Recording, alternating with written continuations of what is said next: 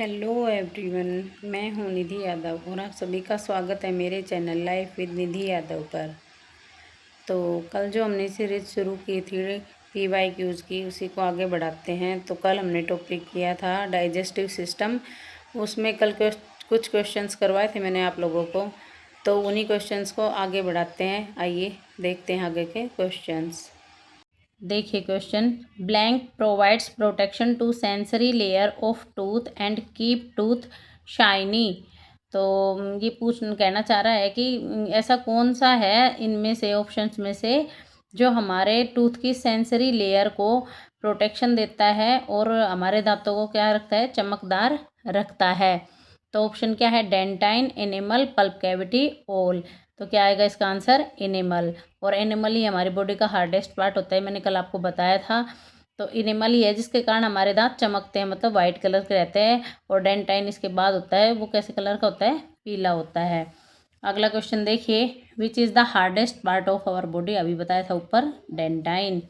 अगला क्वेश्चन देखिए, which is are the hardest tissue of human body. तो देखिए, enamel of tooth, dentine of tooth, bone, all. देखिए जो इनेमल ऑफ टूथ है वो तो हमारी बॉडी का हार्डेस्ट पार्ट है। जो टूथ होता है वो हमारा किस में आता है, ऑर्गन में आता है, ऑर्गन होता है।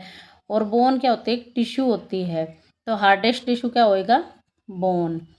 अगला क्वेश्चन देखिए, enamel and dentine of our teeth are mainly made up of. तो इनेमल और डेंटाइन किसके बने होते हैं, मेनली कैल्शियम और फॉस्फोरस के।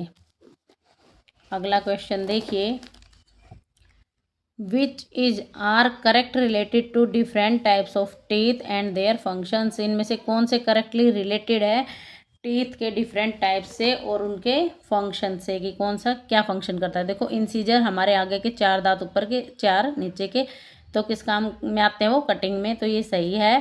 कैनाइंस टीयरिंग मतलब फाड़ने में, और मोलर्स ग्राइंडिंग और च्यूइंग मतलब चबाने में। तो क्या है, ये सारे सही है, तो आंसर ऑल। अगला क्वेश्चन देखिए, the buccal cavity opens in blank which is common passage for both air and food. तो हमारी बकल कैविटी है वो ओपन होती है कहाँ पे, जो कि दोनों एयर और फूड के लिए कॉमन रास्ता है पास होने के लिए। तो उसका आंसर क्या आएगा, फॉरनेक्स मतलब ग्रसनी। यही वो हिस्सा है जहाँ से खाने में हवा क्या होती है, मिक्स होती है और हमारे पेट के अंदर चली जाती है।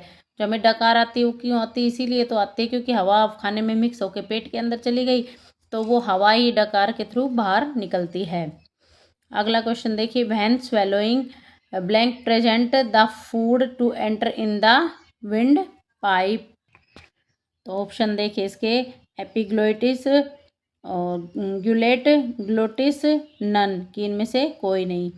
देखिए, जब हम खाना खाते हैं, चबाते हैं, ठीक है, तो एपिग्लोटिस होती है जो हमारे फूड को विंड पाइप के अंदर जाने से रोकती है। हमारे मुंह के बाद जो नली आती है, दो, एक तो होती है खाने वाली जिसमें से खाना जाता है, एक होती है उसकी हवा की जिसमें से हवा जाती है। तो एपिग्लोटिस होती है ना, वही एक ढक्कन की तरह होती है, जो उस टाइम खाना खाते हैं तो जो हवा वाली उसको होती है ना, नली होती है, उसको ढक लेती है ताकि खाना उसमें ना जाए, सांस वाली नली में। कभी कभी होता है ना कि हम बोलते हैं कि खाना खाते वक्त हम बोलते रहते हैं और खाना चला जाता है, सांस की नली में अटक जाता है।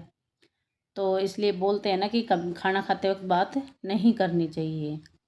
अब देखिए अगला question, what is the length of oesophagus in our body. Oesophagus मतलब फूड पाइप, उसकी लेंथ कितनी है हमारी बॉडी में, 25 सेंटीमीटर। आइए अगला क्वेश्चन देखें, in which part of alimentary canal has no digestive functions. तो देखिए, इनमें से ऑप्शंस में से कौन सा ऐसा पार्ट है जो डाइजेस्टिव सिस्टम, डाइजेस्टिव फंक्शंस में वो नहीं होता, काउंट नहीं होता। तो देखिए, बकल कैविटी, बकल कैविटी होती है जहाँ से हम खाना खाते हैं मुंह से। और इसोफेगस फूड पाइप होती है, देखिए इसका कोई फंक्शन नहीं होता, फूड पाइप है ये, फूड पाइप है, इसमें से बस खाना जाता है, कहाँ जाता है, पेट में। स्टमक और स्मॉल इंटेस्टाइन, तो कौन सी हुआ है इसमें, इसोफेगस फूड पाइप है। अगला क्वेश्चन देखिए, as soon as the bolus bolus मतलब जो हम खाना खाते हैं अपने दांतों से चबाते हैं, लार में खाने में लार मिक्स हो जाती है, वो होती है बोलस। तो rich is the oesophagus, oesophagus तक पहुंच जाता है। तो इसोफेगस की जो वॉल्स है उसके वॉल्स पे क्या स्टार्ट हो जाती है, रिलैक्सेशन और कॉन्ट्रैक्शन स्टार्ट हो जाती है, तो उसे हम क्या कहते हैं, उसे कहते हैं हम पेरिस्टल्सिस। तो इसका आंसर क्या होगा, कर्मा कुंचन हिंदी में। देखिए बोलना दिया भी हुआ है, यहाँ पे लिखा है मैंने, वो वह भोजन जो मुंह में दांतों ने चबा दिया और लार जिसके साथ मिक्स हो गया, वो भोजन जो निगलते हैं नीचे की तरफ पाइप में जाता है, उसे क्या बोलते हैं हम, बोलस कहते हैं। अगला क्वेश्चन देखिए, the stomach is situated on the left side of the abdominal cavity, which letter of English it looks like. तो हमारा जो स्टमक होता है वो इंग्लिश के किस लेटर से मिलता जुलता होता है, तो इसका आंसर होएगा जे लेटर से। ये क्या बना दिया मैंने, जे लेटर से मिलता होएगा, ये यू था शायद, तो क्या होएगा, जे लेटर से मिलता जुलता होगा। अगला क्वेश्चन देखिए, which of the following is a part of stomach nearest to the small intestine. तो कौन सा एक पार्ट है स्टमक का जो स्मॉल इंटेस्टाइन के नज़दीक होता है, पाइलोरिक। तो इसका आंसर क्या होगा, पाइलोरिक। अगला क्वेश्चन देखिए, from which gastric gland is related to, gastric gland किससे रिलेटेड है इनमें से, large intestine, small intestine, buccal cavity, stomach. तो किससे है, स्टमक से। Gastric gland secretes, gastric gland क्या सीक्रेट करती है, गैस्ट्रिक जूस। देखिए अगला question, which is incorrect related to gastric gland, gastric gland से जो रिलेट करते हैं इनमें से जो गलत है वो बताना है। एसिडिक इन नेचर ये सही है, और बेसिक इन नेचर ये गलत हो गया, तो यही क्या होगा, राइट आंसर। और पेल येलो इन कलर होता है ये भी पता है, पीएच वैल्यू एसिडिक है तो 7 से कम होगी। अब आगे देखिए अगला क्वेश्चन,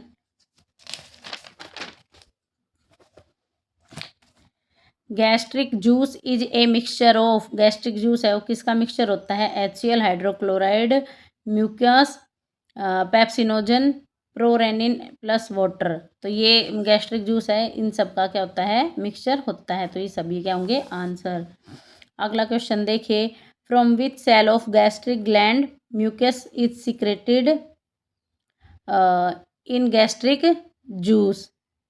तो देखिए इसका क्या क्या ऑप्शन दे रखे हैं, goblet cell, oxyntic cell, peptic cell, basal cell. तो किससे होएगा ये, क्या होएगा इसका आंसर, गोबलेट सेल।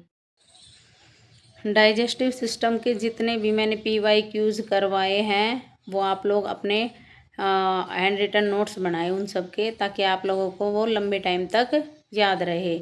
और जब ये है कि एग्ज़ाम होंगे तो उस टाइम आप लोगों को इधर उधर ना भागना पड़े कि वहाँ से बुक परचेज कर ले, इधर से कर ले, किसी से पूछ ले, कोई वीडियो देख ले कि भाई PYQs कहीं से मिल जाए, तो हम उसमें अपना टाइम वेस्ट कर देते हैं। अभी आप लोग बना लोगे तो ये है कि एक तो लाइन टू लाइन है, याद हो जाएगा जल्दी से, और उस टाइम हमें कहीं भागना भी नहीं पड़ेगा, और इजीली हम अपना रिवाइज भी कर लेंगे PYQs को। क्योंकि देखो PYQs में क्या आते हैं कि रिपीटेड क्वेश्चंस होते हैं, हर साल के रिपीट होते रहते हैं, हर साल आप देख लेना दो चार क्वेश्चन रिपीट होते रहते हैं, रिपीटेड क्वेश्चंस की वेटेज ज़्यादा होती है। तो इसलिए PY सभी कितना भी बड़ा टीचर हो आप लोग देख लेना, PYQs करने की सलाह देता ही देता है आप लोगों को, और मॉक टेस्ट लगाने की। तो देखिए अभी एक कंप्लीट नहीं हुए है डाइजेस्टिव सिस्टम के PYQs और इम्पोर्टेंट क्वेश्चंस। अभी तो मैंने जितने कर रखे थे ना, नोट्स बना रखे, उतने मैंने आप लोगों को करवा दिए हैं। अभी तो मैं और करवाऊंगी, क्योंकि आज मैंने अभी कुछ भी पढ़ा नहीं है, थोड़ी तबीयत ठीक नहीं थी मेरी, तो अभी मैं अपनी थोड़ा पढ़ूंगी और फिर वो नोट्स रेडी करूंगी, फिर कल आप लोगों के लिए और वीडियो लेके आऊँगी। और ज़्यादा करवाऊँ तो भी वीडियो लंबी हो जाती है, तो लंबी वीडियो देखना किसी को पसंद नहीं है, ज़्यादातर लोग देखते ही नहीं है लंबी वीडियो को। तो आप लोगों से रिक्वेस्ट है कि अपने हैंड रिटन नोट्स रेडी करें, और आप लोगों को मेरी वीडियोज़ अच्छी लगती हैं तो लाइक शेयर सब्सक्राइब करें मेरे चैनल को और कमेंट ज़रूर करें। कोई भी आप लोगों को इशू हो या फिर ये हो कि ऐसे नहीं ऐसे करवाओ, ताकि मुझे पता लगे कि आप लोग कैसे पढ़ना पसंद करते हो, कैसे नोट्स चाहिए आप लोगों को, तो मैं उसी तरह से आप लोगों की तैयारी करवाऊँ। और मेरी इस जर्नी में आप लोग मेरे साथ जुड़े रहिए और ज़्यादा से ज़्यादा लोगों को इस जर्नी में जोड़िए, ताकि वो लोग भी अपनी तैयारी आसानी से कर सके। Thank you.